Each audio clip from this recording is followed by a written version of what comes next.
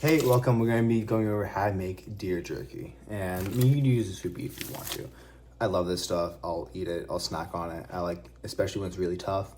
I can just chew on it for a while. And we'll go over the flavors I have. We'll be using the oven for this.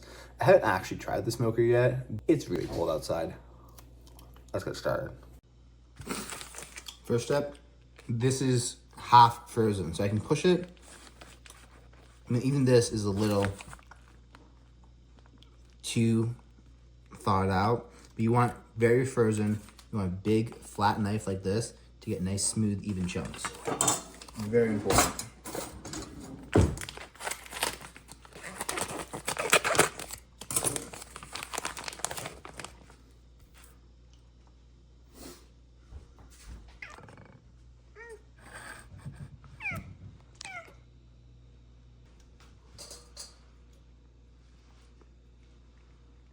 You just want to shave off nice thin pieces. You do want to remove any silver skin that you can remove. Shave off any excess fat.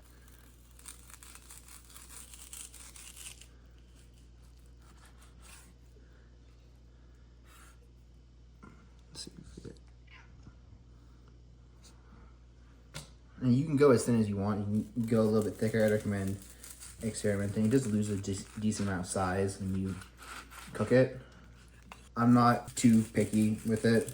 I like the texture. I like the fact that some of them have the texture of a potato chip and some of them are a little bit tougher and thicker. As you see here, the nice wide knife helps ensure even cut the whole way through. And then freezing it helps it maintain its shape and not just like compress. You also want to cut against the grain.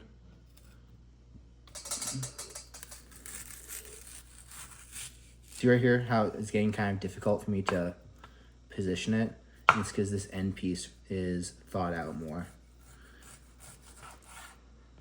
Yeah. Still fine. Give me some variant in texture. I also do this with more of the roasts of the deer. Instead of offcuts from the calves, you have more like the smaller tendons. And I just turn those into sausage. It's kind of a pain in the butt to cut those small ones. Let me get the spices out. Cheeky.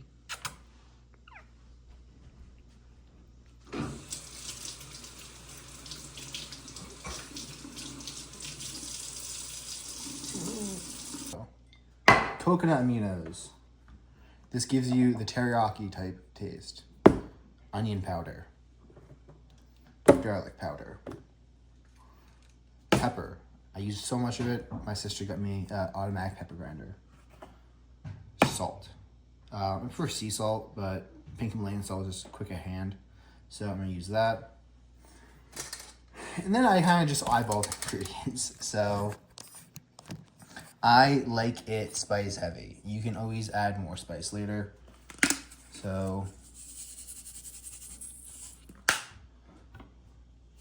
what I do now is I'm hitting it with a couple spices to marinate it. And then I'm going to put them on baking cooling sheets.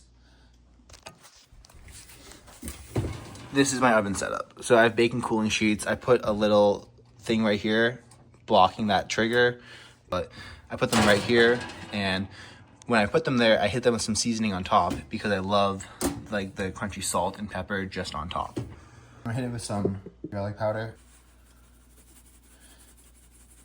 Really depends on how much you want. I personally don't really think you can go over spice too much. Onion powder. I typically have equal parts onion and garlic powder. This is 2.5 pounds of meat. I'd probably recommend starting off at like half a tablespoon.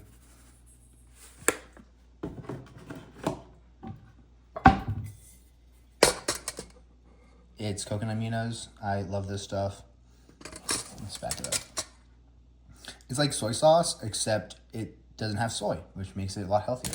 And it's not going to fuck up your testosterone. It has a lot less GMOs and all that lovely stuff.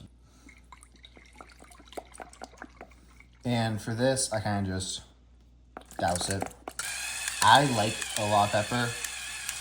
I'll do about a half tablespoon, and then I'm going to hit it with some more on top. But with the coconut aminos, I'm going to take this now. I'm gonna toss it. Just mix up all the onion powder and pepper and salt. Make sure there's no meat being hidden from the flavors. And you can really swap out whichever spices you want here. The other day I add some Jamaican jerk seasoning to it. That came out well. My family didn't appreciate it as much. So you just want a little bit, the meat's gonna suck up a lot of the juices and the moisture. So you just want to add enough coconut aminos that it's not really like, you see how it's not pooling really much at the bottom? You can always add more, it's just, you might be wasting some, but it's pretty cheap stuff and it tastes really good. One last thing that you can decide whether you want to add is liquid smoke. You can go, because we're not actually smoking this is mesquite, you can go apple or cherry or oak. I'm just gonna lightly, boom, that's it. And this is 2.5 pounds of meat. I just want the hint of smoke. I overdid the smoke seasoning last time, which is fine. I mean, it's jerky, it tastes good. You have to do a lot to f up jerky, like you really do. I'm gonna take some saran wrap, put it over the bowl, let it sit in my fridge for about 4 or 5 hours. This first layer, I'm just gonna push down. We have the jerky now. Roll up your sleeves, and hopefully you can fit all this onto 2 trays. It's pretty hard to mess up. And I know you're like, oh, I haven't done this before. How's it? Like you say, it's hard to mess up. I'm like, I've left it in here for 5 hours, and you just go from like to more crisp and like chip-like. Still good, still very good. I mean, it's meat with salt, pepper, onion powder, garlic powder, and teriyaki sauce. It's pretty hard to make that taste bad, especially if you're used to seasoning like any sort of meat or cooking any other steaks or doing marinades. I mean, stay light on the spices and you won't go wrong, pretty much. And as long as you don't dump like 2 tablespoons of onion powder for only a pound of stuff. I mean, even that, like if you really like onion, then go for it, but I think that would be a little excessive. I would hazard you to watch out or go light, or go light on the spice, like on heat, because you're gonna add too much, and that's something that you would want to sprinkle on at the end right here. Yeah, this is looking like it's gonna take 2 batches, so just evenly spreading it out, trying to not get it to overlap. Oh, too much. See, there we go. This next part is where I do some light seasoning. So I'll come over at the top, better.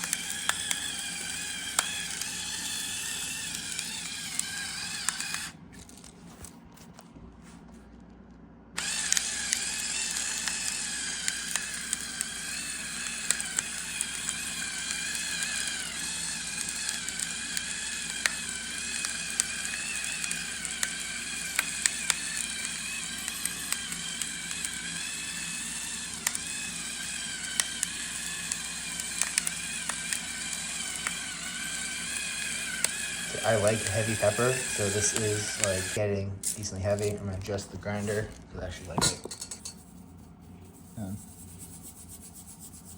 I like my food salty.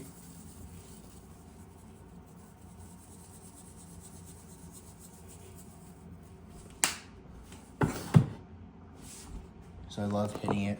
And then I'm gonna come over it with a very light coating.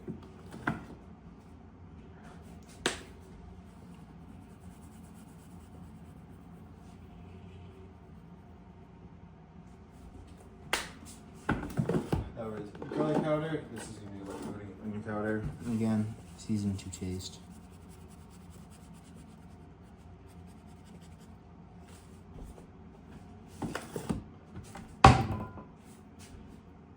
And then in terms of controls, I'm gonna go here. Low oven. I'm gonna do convection. Over to 180. And now the trick I learned. I mean, if you're good with this, my oven has a little probe right here, so I just put this right there, and then I shut the oven. make sure you don't grab this with your hands. I mean, I don't personally find it gets that hot, but depending on the oven you have, or if you miss the temperature, this could burn you. So you just need it cracked a little bit in order to let the steam out, because you're drying the jerky. And that's how you do it in the oven. Okay, let's check them. It is at 2 hours and 34 minutes.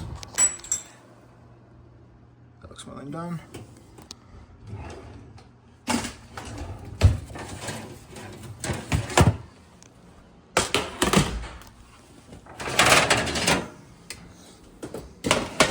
And then I'm just gonna cool them, flip the rack upside down, and then push them out from the bottom. That seems to be a good texture.